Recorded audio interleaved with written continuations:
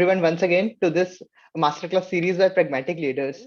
Today we have amazing speakers with us. Prayas Mittal, he is a co-founder at GoSwift.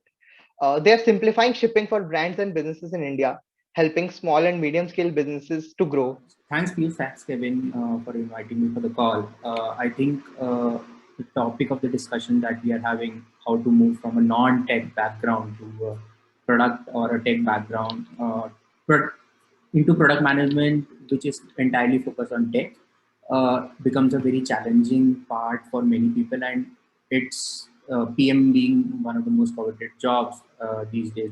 There's a lot of influx, or there's a lot of people who are trying to make that switch, right? Through various modes, through various due to various reasons, right?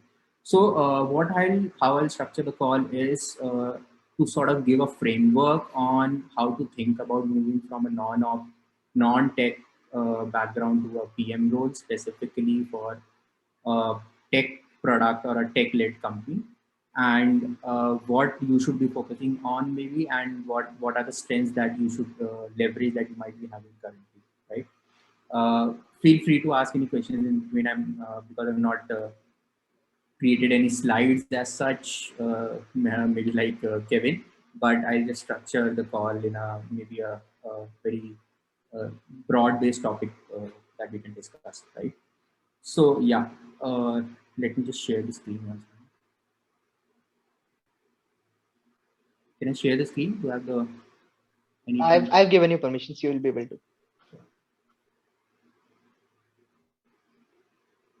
Yeah. So okay, so I'll start with a brief background on what was my journey. I'll just spend 2 3 minutes there and what I've been doing, and then move on to maybe how you can think about moving to a PM role, right? So I for my career, I mean, I'm a mechanical engineer by degree, but I've mostly worked into startups and e-commerce space and logistics space. So started my career with Reliance in 2014. Realized that that was not the pace or the field that I wanted to be in, and left my job around 4 to 5 months after joining. Then moved on to started my career after that. Again, started my career in operations in Overladder, worked there for about 1.5 years, and then eventually moved on to that is where the transition happened from an operation, supply chain, analytics role to a pure play product management role. It was an internal transfer from one team to another. Did a small stint at Flipkart after that for in the core e-card logistics team for product for about 11 to 12 months. Then that is when we started Swift about 2.5 years back. So I've been taking care of the product since then. Yeah, so that's a brief background about me. First question, I would say, if you're looking to move from a non-tech role to a product management role, is you need to be very clear on what product management is. What I see, and this will answer the questions that we will address in the next couple of minutes.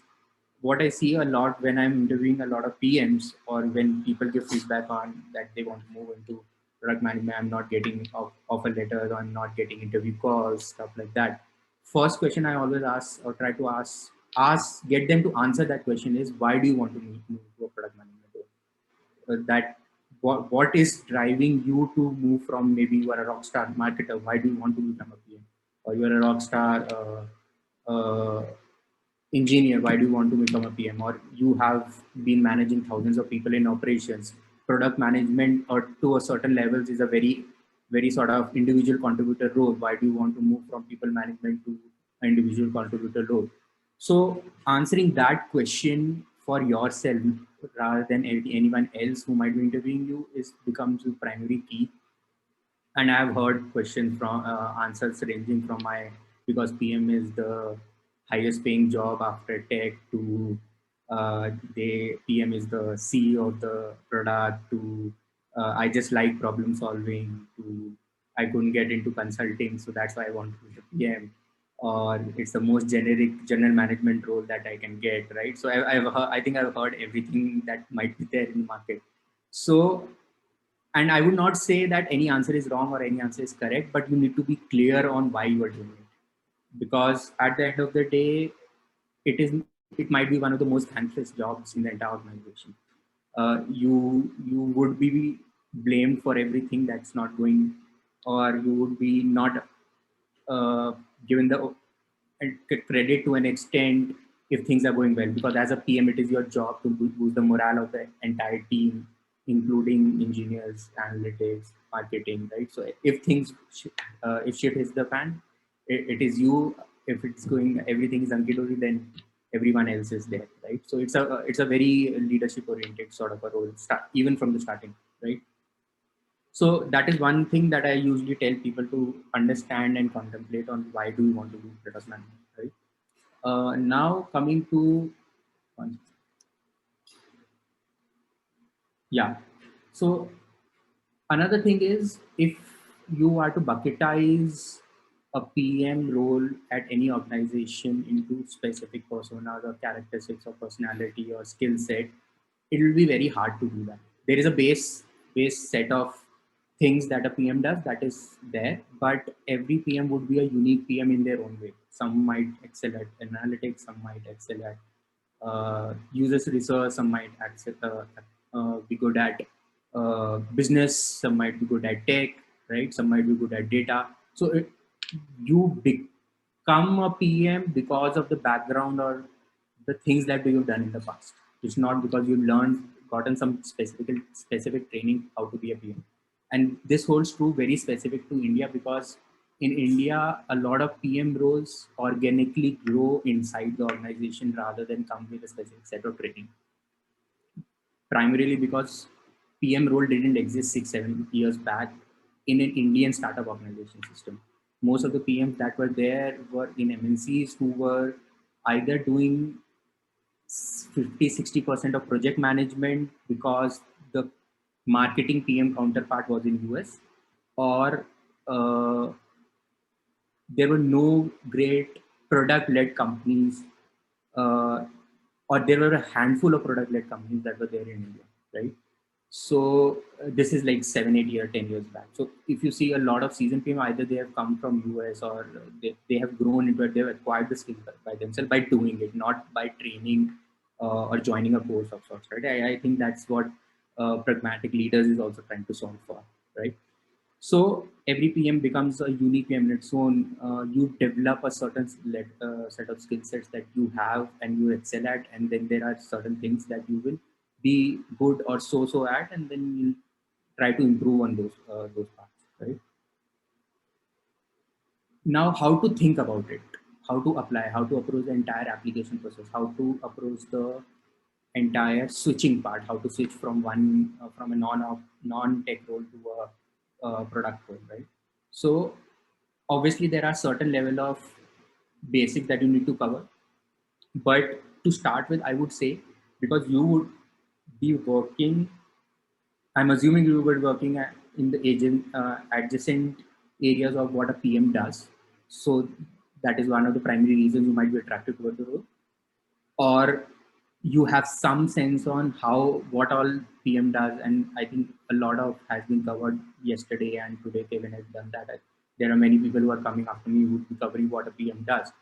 You need to understand what are your strengths, and uh, basically say that, okay, I might not be a PM by profession or by training or by experience, but there are certain level of strengths and things that are overlapping for me, which that that brings value to the table if I become a PM. So you need to understand those part and be able to communicate via your resume, via your intro calls, when you're applying, all those things, multiple touch points to the person or to the organization you're trying to convince you to hire as a PM. It can be an internal transfer, it can be a external application, it can be post MBA application, it can be an internship, wherever, right?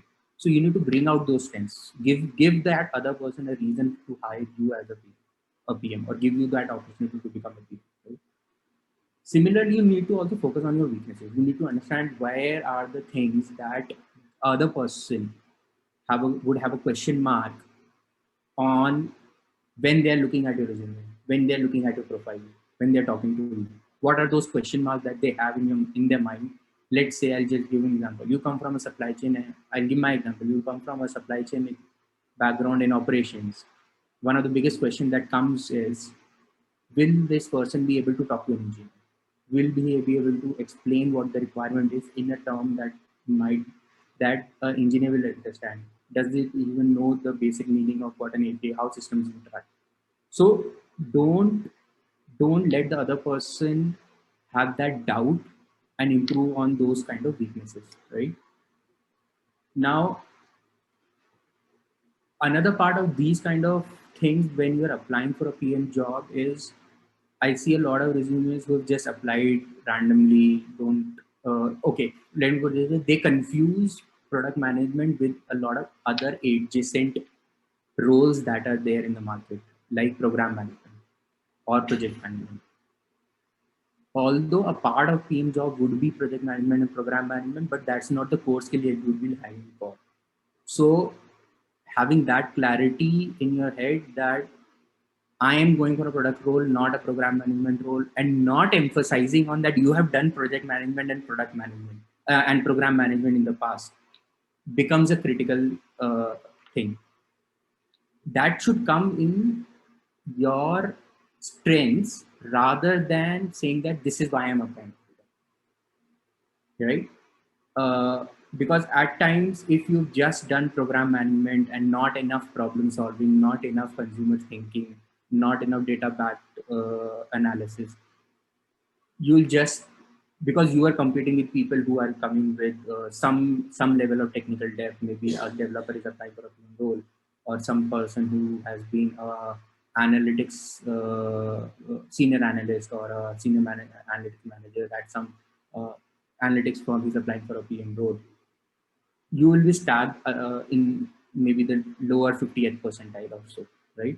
So how do you push yourself to the next level? That is the question that you need to answer. Again, thinking of it is not like it is a hard transition to make, but rather it is like switching lanes to an extent. Let's say you are doing product marketing, now I want to do product management. Being clear on why I want to do product management, why my skill set or my passion lies with product management more than product marketing. What, because I have done product marketing, there are certain things that I will bring to the table which a normal PM or any other PM will not be able to bring to the table. Plus, I know my weaknesses, that those are the things I'm working on, and maybe do a proof of why you are working on those things and how you are working on those things to improve your skill set on the weaknesses that you have. That's the transition. And at the end of the day, I think you need only one person to say yes for a product role rather than everyone saying yes. Yeah. So what I'll do now is maybe open up the floor for questions and answer specific questions if that's there. Yeah. Thanks, Prayas. That was a very, very detailed Yeah. journey that you've given and nuances that you've given about the ones from non-tech backgrounds and how they need to move and approach, look at tech. We still have one question that's here, and this is from Polami, which says, I have a question. Since technical domain is huge and there are plethora of topics, Hmm. what all should we read to suffice the demand that would help us to prepare? Okay. So there are two parts to the answer. If the assumption is that you need to be a tech guru to be a PM, that's entirely incorrect. So don't assume that, right? Some of the best teams that I've worked with would only understand tech कि उनको API पता है क्या होती है, that's it. That's pretty much it. Yeah, maybe they can write a query of SQL, right? That's the pretty much, that's the bare basic tech knowledge that they might have. Second is, what do you need to know? You do not need to know all the tech that is out there. What you need to understand is, when someone is asking you technical questions in an interview or inside, even if you are switching inside the organization, they're trying to understand whether you were curious enough and because you want to move to a PM role, whether you were curious enough to understand what all tech was involved when you were doing your current job. So let's say I'm an analytics person, or let's say I'm a marketing person, and I half of my or to 20 to 30% of my job would be looking at Google Analytics data. Do I understand enough how Google Analytics work? I'm not saying that you have to code and implement Google Analytics, but do I understand the basic nuance of what a cookie does, what a session is, what is the difference between current Google Analytics and what is coming into the market, right? So those kind of questions. If you are in operations, do you understand systems in the sense that how does an ERP system of supply chain logistics or last mile logistics interact with the backend system, or how order is placed? Right? Let's say you are a product marketing person at a SaaS company. Do you understand the nuances of why are you selling a particular set of product solutions or marketing to a particular set of segment? Why are you doing that? Do you understand the need, because a SaaS solution would be a fairly technical product? Do you understand basic nuances of how data is flowing inside the system? So I would say you should be reading up on how systems work rather than how actual code or actual tech implementation happens.